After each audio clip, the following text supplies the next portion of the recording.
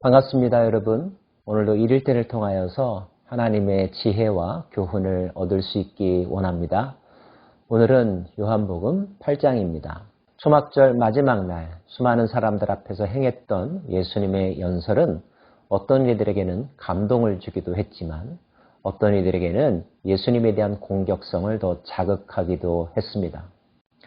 그 다음날 예수께서 성전에 다시 나타나셨을 때 서기관들과 바리새인들이 가늠하다 잡힌 여인을 예수께로 끌고 왔습니다. 아침에 다시 성전으로 돌아오시니 백성이 다 나오는지라 앉으사 그들을 가르치시더니 서기관들과 바리새인들이 음행 중에 잡힌 여자를 끌고 와서 가운데 세우고 예수께 말하되 선생이여 이 여자가 가늠하다가 현장에서 잡혔나이다. 모세는 율법에 이러한 여자를 돌로 치라 명하였거니와 선생은 어떻게 말하겠나이까? 알고자 하여 물어보는 질문이 있는가 하면 어떻게 대답하는지 꼬투리를 잡기 위해서 질문하는 경우가 있죠.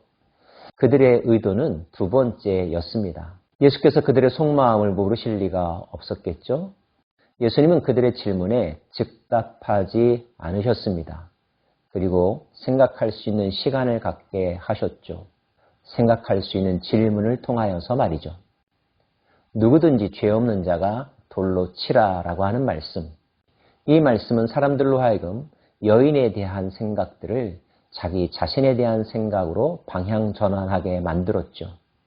타인지향적인 생각을 하던 사람들이 나는 어떠한 사람인가? 나는 올바로 살아왔는가? 자기 성찰의 시간을 갖게 했다는 것입니다. 그리고 양심의 가책을 받았죠. 하나둘씩 그 자리를 떠났습니다. 결국 예수님과 그 여인만 남게 되었습니다. 조금 전까지 여인의 마음은 어떠했을까요? 수치심과 공포가 그 여인을 사로잡았었을 것입니다. 그를 죽이려고 하던 사람들이 떠나게 되었을 때 안도감이 찾아왔을까요?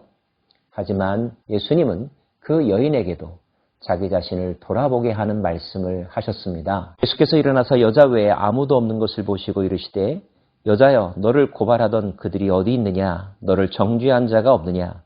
대답하되 주여 없나이다. 예수께서 이르시되 나도 너를 정죄하지 아니하노니 가서 다시는 죄를 범하지 말라 하시니라. 예수께서 또 말씀하여 이르시되 나는 세상의 빛이니 나를 따르는 자는 어둠에 다니지 아니하고 생명의 빛을 얻으리라. 죄를 범하지 않는다는 것이 구체적으로 어떠한 삶일까요? 그렇습니다.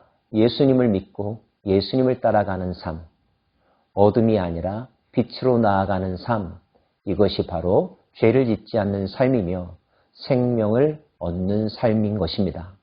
거기 있는 모든 사람들에게도 하신 말씀이지만 그 여인에게도 하신 말씀으로 여겨집니다.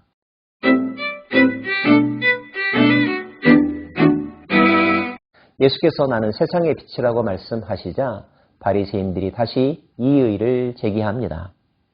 바리새인들이 이르되 내가 너를 위하여 증언하니 내 증언은 참되지 아니하도다. 예수님의 말이 얼마나 진실한 것인가에 대해서 예수님은 이미 변론하시고 강조하신 적이 있지요.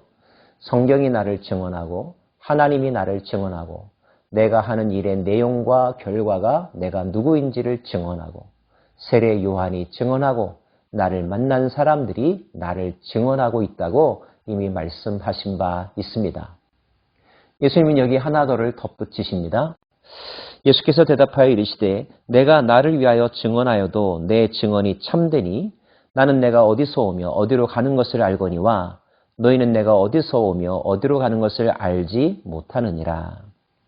자기 자신이 누구인지를 알고 자기 자신의 인생이 목적이 무엇인지를 아는 사람, 그런 사람의 말은 참되다는 것입니다. 덧붙여서 주님은 판단하는 것에 대해서도 말씀하십니다. 너희는 육체를 따라 판단하나 나는 아무도 판단하지 아니하노라. 여인에게는 나도 너를 정죄하지 않겠다라고 말씀하셨죠. 정죄하는 것, 판단하는 것, 함부로 해서는 안 될 일임을 분명하게 하고 계신 것입니다.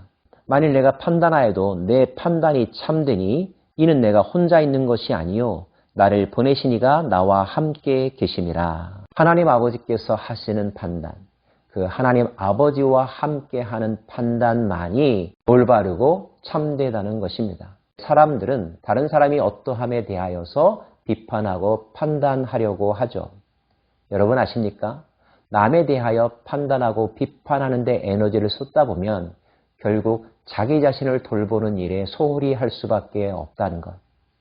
예수님은 그 판단의 방향을 가로막으시고 모든 시선과 생각을 자기에게 돌리게 하셨습니다. 누구든지 죄 없는 자가 너도 다시 가서는 죄를 범하지 말라. 사랑하는 여러분, 다른 사람에게 불필요한 관심을 갖는 그 에너지를 여러분 자신을 돌아보고 올바르게 하는 데 쏟는 것이 하나님께서 기뻐하시는 삶의 모습이 아닐까요? 심지어 주님도 판단하지 않으려고 하시는데 말입니다.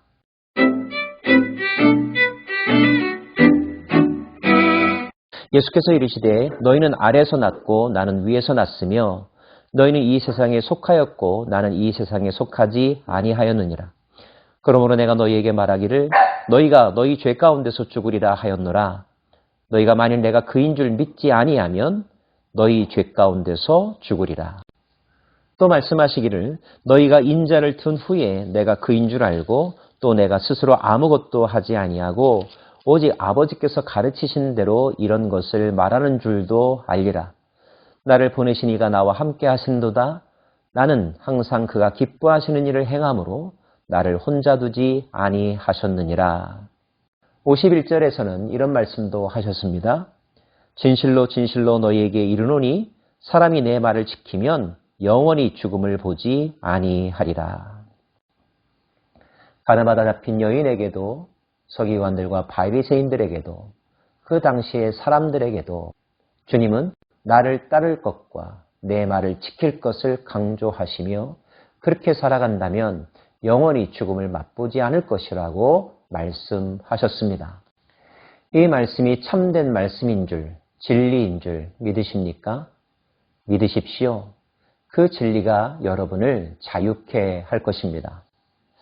그러므로 예수께서 자기를 믿은 유대인들에게 이르시되 너희가 내 말에 거하면 참으로 내 제자가 되고 진리를 알지니 진리가 너희를 자유롭게 하리라.